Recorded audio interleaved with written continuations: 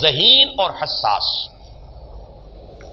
ذہین اور حساس لوگوں میں قبض اور بسط کی کیفیت، یہ مختلف سائیکلز ہیں جو آتی رہتی ہیں.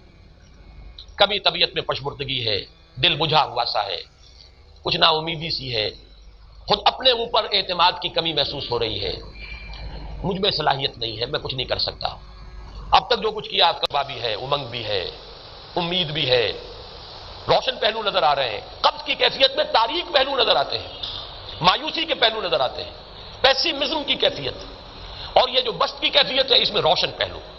دیکھو یہ بھی تو ہے نا، آخر یہ بھی تو ہوا ہے اور بھی ہو سکتا ہے، آخر اب تک میں نے یہ کام بھی تو کر لیا، آگے بھی مشکل آسان ہو سکتی ہے. یہ دو کیفیات ہیں قبض اور بسط کی، جن کو کہ صوفیاء کرام نے یہ اصطلاحات، یہ عنوان دیے، قبض اور بسط. جتنی انسان کے اندر حساسیت کی کیفیت زیادہ ہوگی، ذہانت زیادہ ہوگی، اتنا ہی یہ جو ویوز ہیں اس کی ایمپلیٹیوڈ زیادہ ہوتی ہے. کم ذہین انسان ہے، کم حساس ہے، آئیں گے تو صحیح ہے، لیکن یہ کہ وہ ویو جو ہے اس کا ایمپلیٹیوڈ جو ہے اس کے اندر اوپر اور نیچے کی کیفیت زیادہ نہیں ہوگی. لیکن جتنا یہ معاملہ بڑھتا ہے یہ جو ویو ہے اس کی ایمپلیٹیوڈ بڑھتا چلا جاتا ہے. لیکن نارمل انسان کا معاملہ یہ ہے کہ یہ حدود کے اندر رہے. اسی کی ایک کیفیت جو ہے ایب نارمل جب ہو جاتا ہے، یہی ہے جو جدید ہماری جو سائیکولوجیکل میڈیسن ہے اس میں اسے مینیکس ڈپریسو سائیکوسس کہا جاتا ہے. مایوسی ہوئی تو اتنی ہوئی کہ جیسے کمر ٹوٹ کر رہ گئی، اور اسی ڈپریشن میں ہوتی ہیں خودکشیاں، خودکشی کر جاتا ہے ڈپریشن. کچھ روشن پہلو نظر ہی نہیں آ رہا، کوئی امید کا پہلو نظر ہی نہیں آ رہا، کوئی صورت نظر نہیں آتی، کوئی امید بن نہیں آتی. کس طرف جاؤں، کدھر دیکھوں، کسے آواز دوں؟ اے ہجوم نامرادی، دل بہت گھبرائے ہیں. اور جب آدمی محسوس کرتا I can't face these realities، یہ کمٹ سوسائڈ. یہ اور جب کیفیت ہوتی ہے انشراح کی تو آدمی خوب بھاگ رہا ہے، دوڑ رہا ہے، امنگ ہے، محنت ہے، دوڑ رہا ہے، امیدیں ہیں، اب ہر چیز کا روشن پہلو نظر آ رہا ہے. عجیب ہے یہ. اصل میں مجھے کچھ تجربہ بھی ہوا ہے، ہمارے خاندان میں بھی یہ مرض موجود رہا. میرے والد مرحوم کافی طویل عرصے اس مینیک ڈپریسو سائیکوسس کے مریض رہے. کچھ ہوتا ہے یہ معاملہ. ویسے بھی شاید ہمارا خاندان جو ہے اس کیٹیگری میں آتا ہے جس میں ذہانت نسبتاً کچھ زیادہ ہے، حساسیت بھی نسبتاً کچھ زیادہ ہے. یہ دوسری بات ہے کہ کوئی شخص جو ہے یہ فلسفے کے طور پر اختیار کر لے کہ اپنے آپ کو ڈھیٹ بنا لینا ہے، یہ فلسفہ بھی بن سکتا ہے. لیکن یہ ہے کہ اگر آدمی چھوڑ دے اپنی طبیعت کو تو یہ دونوں کیفیات آتی ہیں.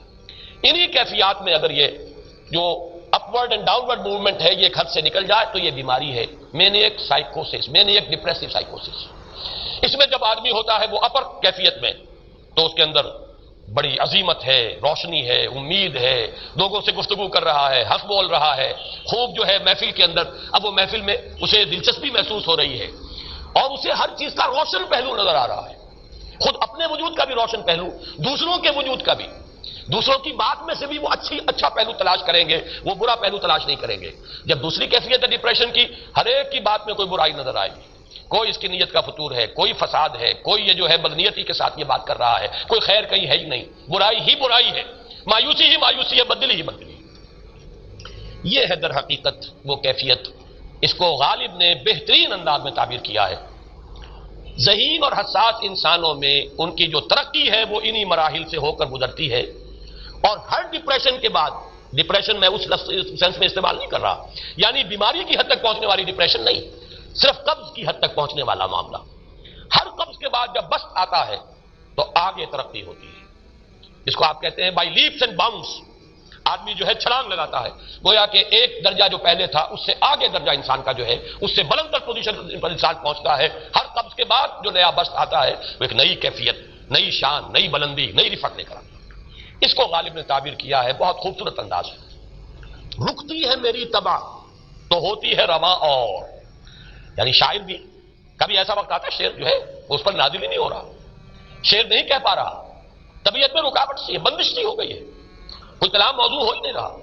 لیکن پھر جب یہ کیفیت جو ہے بدلتی ہے اور جب پھر بسط کی کیفیت آتی ہے، رکتی ہے میری طبع تو ہوتی ہے رواں اور، پھر اس کے اندر ایک جولانی نئی ایک کیفیت جو ہے انشراح کی، وہ ایک بالکل نئی کیفیت، نئی شان کے ساتھ. یہ ہے وہ معاملہ جو ان آیات مبارکہ کے پس منظر میں ہے. اسی لیے اب میں آپ کو اس کا حوالہ دے رہا ہوں. تفسیر مظہری میں قاضی ثناء اللہ پانی پتی رحمۃ اللہ علیہ نے بہت عمدہ بات فرمائی ہے کہ حالت قبض اگر کسی شخص پر طاری ہو تو اس حال میں اکسیر کا درجہ رکھتی ہے یہ سورہ مبارکہ، اس لیے کہ یہ نازل ہوئی ہے محمد الرسول اللہ صلی اللہ علیہ وسلم پر اسی حالت قبض میں۔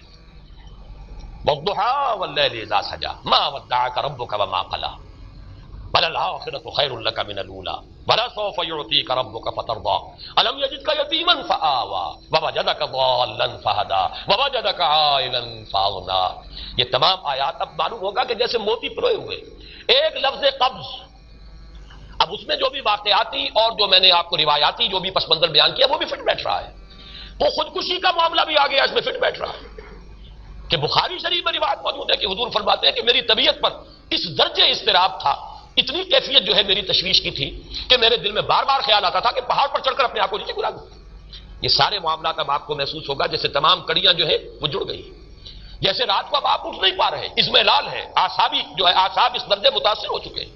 صرف یہ ایک احساسات کی کیفیت نہیں ہے، آپ کی قوت فعلی جو ہے، قوت عملی، وہ بھی اس درجے متاثر ہو چکی ہے کہ کئی راتیں گزر گئی اور آپ رات کو نہیں اٹھ سکے، جس پر کہ ام جمیل کو یہ کہنے کا موقع مل گیا کہ معلوم ہوتا ہے محمد تمہارا شیطان تمہیں چھوڑ گیا۔ اب یہ جملہ اپنی جگہ پر اس کی کاٹ ہے یقیناً، اس سے یضیق صدرک بما یقولون، لیکن وہ کیفیت جس کی وجہ سے یہ جملہ آیا ہے اس پر نگاہ دوڑائیے، اس پر نگاہ کو مرکوز کریں گے تو معلوم ہوگا ایک لفظ قبض، یہ قبض کی ایک کیفیت تھی۔ اس قبضی کی کیفیت کا ایک مظہر یہ ہے کیونکہ یہ بھی تو در حقیقت قلب مبارک جو ہے محمد الرسول اللہ صلی اللہ علیہ وسلم کا، اسی پر تو وحی کا نزول ہوتا تھا، یہ بھی وہی داخلی احساسات و کیفیات کا معاملہ ہے، یہی بھی در حقیقت یہ واردات قلبیہ ہی کا سارا معاملہ ہے، اس کو آپ خارج سے تعبیر نہیں کر سکتے، نہ ابھی کوئی ایسے مصائب تھے، نہ ایسی کوئی مشکلات تھیں، نہ ابھی کوئی رد و قضا ایسی شروع ہوئی، نہ ابھی کوئی بحث و نزاع کا معاملہ ایسا ہوا، نہ کوئی ابھی کوئی فزیکل پرسیکیوشن شروع ہوئی، یہ سب داخلی ہی کیفیات ہیں، اور ان داخلی کیفیات کے حوالے سے ان سورہ مبارکہ کو اگر صحیح سمجھا ہے تو صوفیہ نے سمجھا۔ وہ جو اقبال کا شعر ہے کہ کچھ جو سمجھا میرے شکوے کو تو رضواں سمجھا، مجھ کو جنت سے نکالا ہوا انسان سمجھا، اور کون سمجھے گا؟ وہ تو سمجھے گا کہ دکھے ہوئے وہ دل کی صدا ہے، وہ کیا ہے جو اقبال کی وہ ایک نظم ہے پرندے کی فریاد، گانا اسے سمجھ کر خوش ہونا سننے والے، یہ تو در حقیقت ایک دکھے ہوئے دل کی صدا فریاد، یہ صدا ہے۔ تو یہ کیفیت جو ہے رضوان سمجھ سکا ہے جو کہ داروغہ جنت ہے، اس نے سمجھا یہ وہی آدم جو نکالا گیا تھا یہاں سے، یہ اس کی فریاد ہے، کچھ جو سمجھا میرے شکوے کو تو رضوان سمجھا، مجھ کو جنت سے نکالا ہوا انسان سمجھا۔